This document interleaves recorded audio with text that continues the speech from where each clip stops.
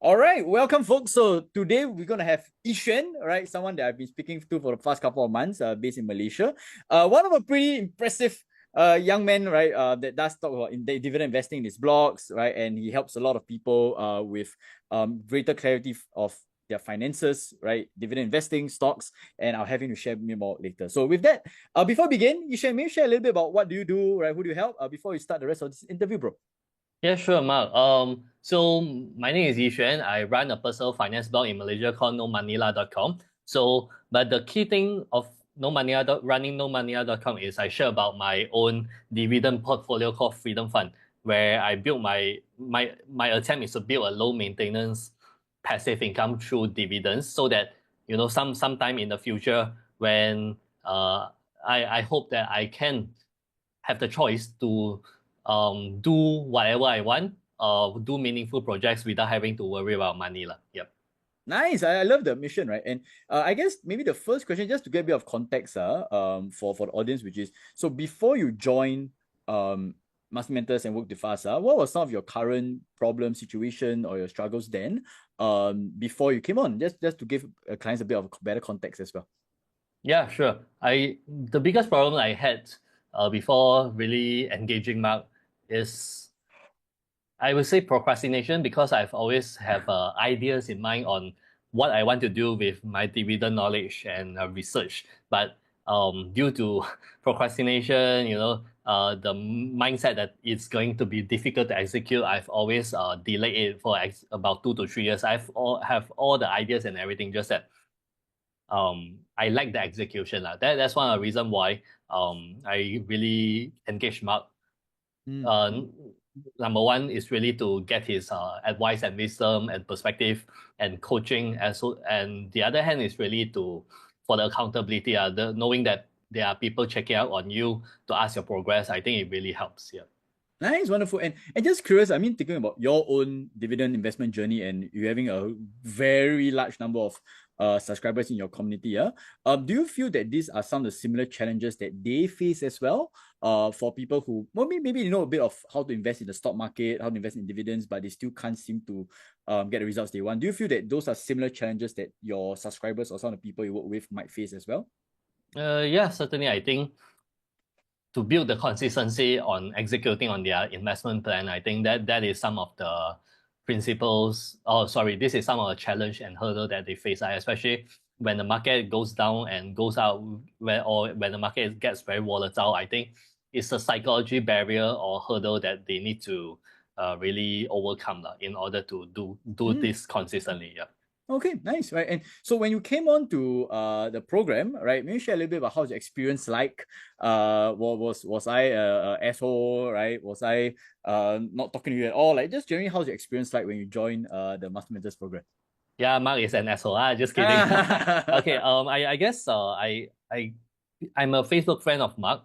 Uh, I think during the COVID times, during COVID era. So Mm, I've been seeing him posting a lot of his experiences and testimonial about how he helped business persons transform their businesses. So there comes to a point where I feel like I'm quite angry towards myself for not being to execute my plans and really deliver my content and knowledge about dividend investing. That's why I approached Mark. And I think one of the things that is memorable that I have, one memorable thing about Mark is when I talked to him, he actually offered me like a few weeks of free trial, full access to mm, his content and materials. And I asked him, hey, don't you worry that I would download all your stuff and then just go off like that? He says, hey, he says that this is part of the business, and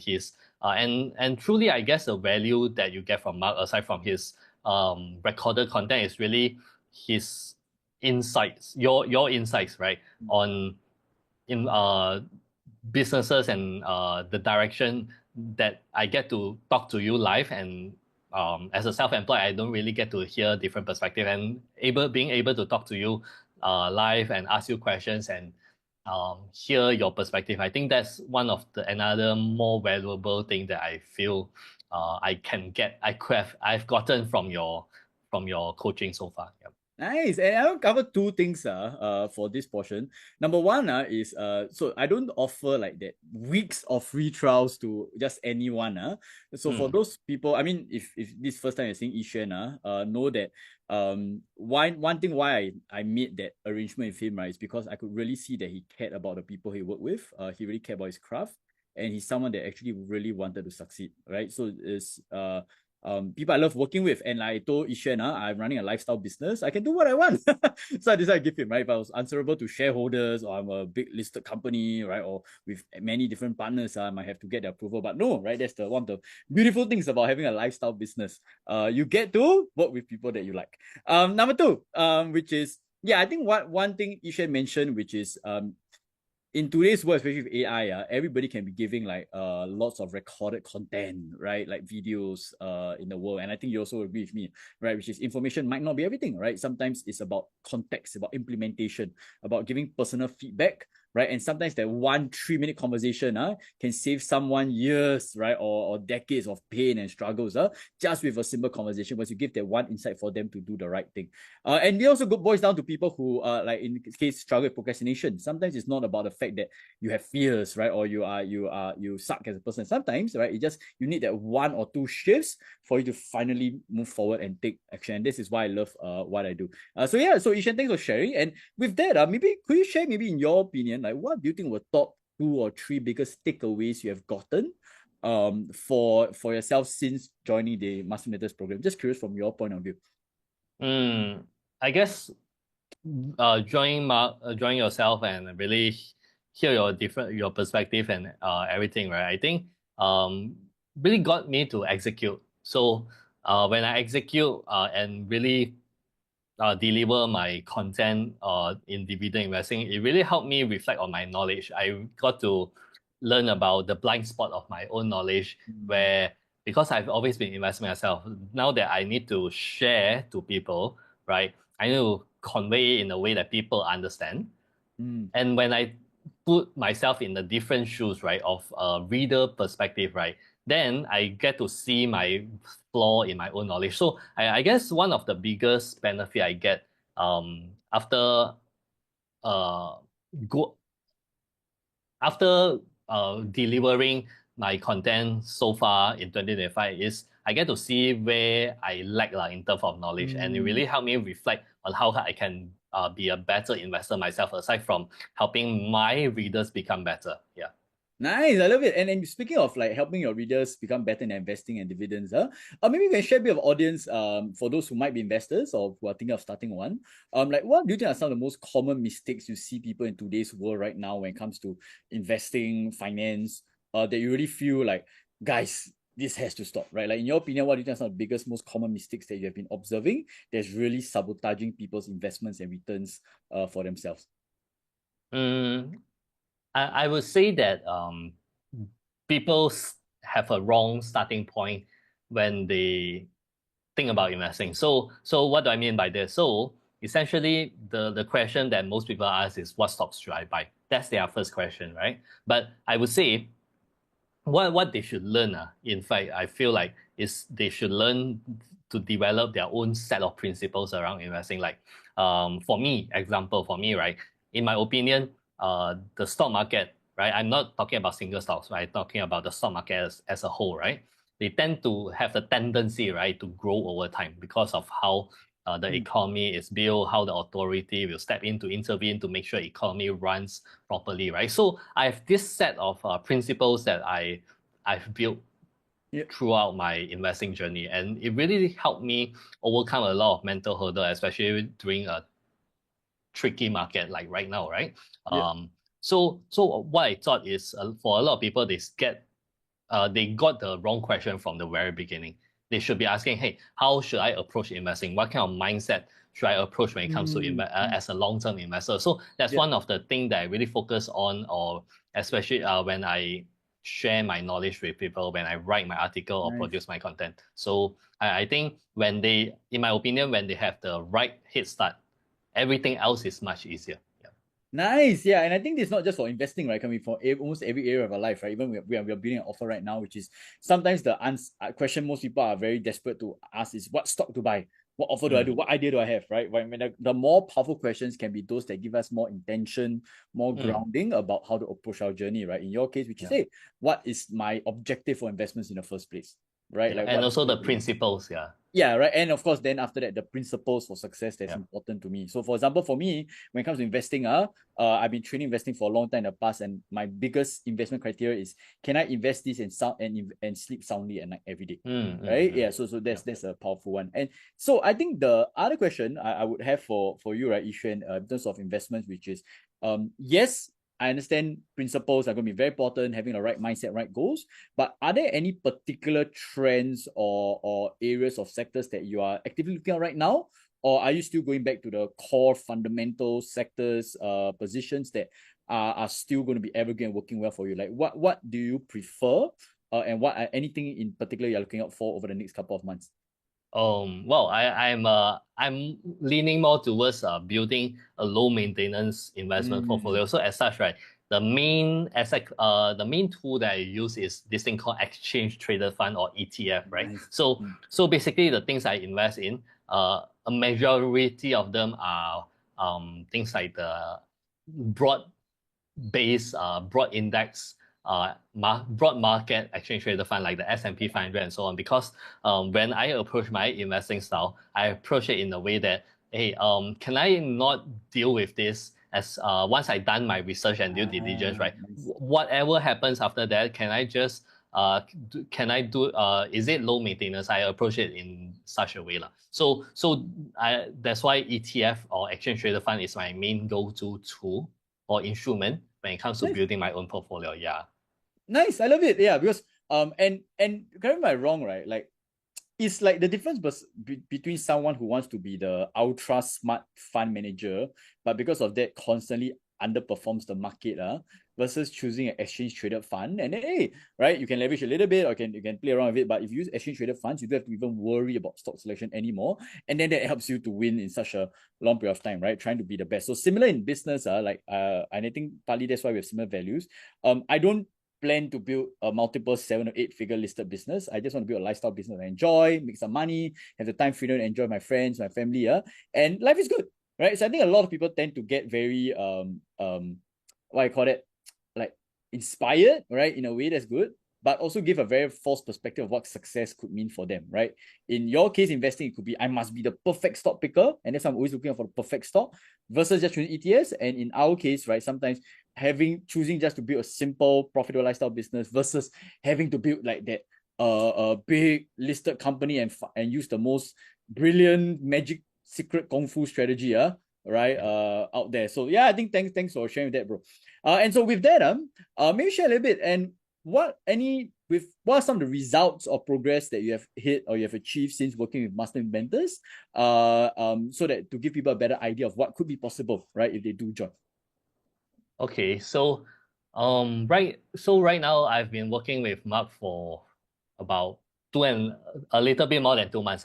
Yeah. So what happened was I really get to kickstart my journey with Marc by doing this such thing called the survey campaign, where I actually get to engage my audience and ask them what do they really want and what are some of the biggest questions that they have. I think my biggest mistake as a content creator and a self-employed is I never really get to engage my audience properly before. I mean, obviously because it's a lot of work and working with Marc, it really helped me, give me the accountability to do all the difficult work. So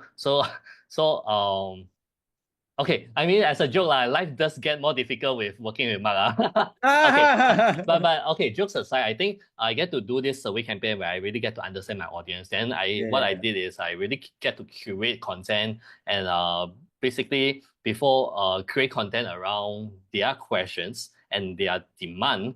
So and as such, so my goal right now is I'm planning to come up with a product around my knowledge, my dividend knowledge. But before that, what happened is I do this survey campaign, understand my audience, then come up with several beta workshop or experiment workshop in other words, right? Just to test things out, see if there are any flaws in my understanding or knowledge, and also see if there are any demand or questions, right, from my audience that I might not be able to answer immediately. And now collecting all those insights, right, I can really design my own final product that is good in quality that people would want, or in fact a younger Xuan would love to have lah. Yeah. Okay, nice. And you want to share just a good idea of like the extra number of leads, number of clients you have gotten since using the campaign? Yeah, I the survey campaign I did, I got about close to 200 plus 300 extra leads. Yeah. Nice. In terms of clients, and interesting story about clients lah. Yeah. Well, I've only done one beta workshop so far. So I've gotten like 6 to 7 just to try things out. And of course you kept it out, right? Because you I mean it's not the beta workshop is not meant to be perfect. It's not meant to be the final product. So I kept it out just to so that I can try different things and see how things work, collect questions. And obviously I guess the main goal to cap it is really I get to talk to a smaller group, and I can pay more attention to them, and really get to see where's the flaw and blind spot of my own knowledge. Yeah. Nice. Yeah, and that's what I mean about being clients obsessed, right? Because people sometimes might want to go for 20, 30, 40 beta clients, right? But they cannot deliver. But one thing we share with a lot of clients, right, which is you want to make sure that the cap is in a way where you don't over-promise, right, but you cannot deliver, even with a beta program. So I think that's one thing that Xuan was very insistent on, which I absolutely respected. And so with that, right, probably one of our final questions, Xuan, you share a little bit more with our audience here about what do you do? But I think I would also love to find out at the end of the day, if let's say you made all the money that you wanted, whether through the business or through dividends or through ETFs, like what do you want to do? Right? Like what's the mission? What is life going to be like for you? Just want to share, just want to hear from you, like what at the end of the day, what do you want to be pursuing? Right? Let's say if money was an issue as well. Well, I would love to keep writing. I think writing is writing is a way to help me get clarity in my mind. And also I think using words, right, you can reach with social media nowadays, you can reach and help a lot of people that you never be able to help with in those days where there's no social media. So I think words are very powerful things, and I think being able to share my worldview and investing perspective, right, I think is something that I feel very grateful for lah. So I think when money isn't an issue, I would love to keep writing.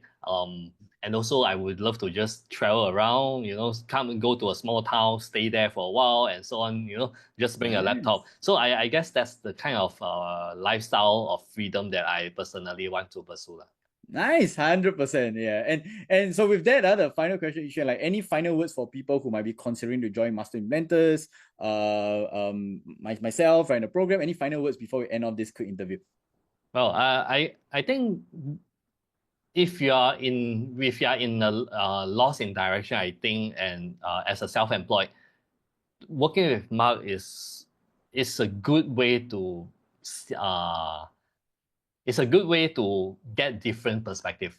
And also the problem with working alone like myself is you don't see different angles when it comes to the business and also running the whole business. And when you work with people like Marc, you get a different perspective and coaching and direction, right? So I guess, and I will say another thing is accountability. So when he keeps the team of Marc and Master Implementers, right, keep on asking you about your progress and so on, it really helps inspire you to keep going lah. So nice. I guess yeah, this is my biggest takeaways so far. Nice, sounds good. And we just start getting started in the journey. And so with that, for anyone who wants to find out more about Xuan, right, we'll probably share the links right in the description below. I think you subscribe. Brilliant guy, right? I said he loves writing. He would do this even he was probably a multi-billionaire. He'll probably still be writing. So you should follow him now where we can, right? And with that, thanks again, Xuan, for this quick interview. It was amazing, great, inspired, and looking forward to where you want to go. And for everybody else you want to find out more, you can always check out the links below. Right? Thanks, Xuan, and thanks everybody. Bye, guys. Thanks, bye.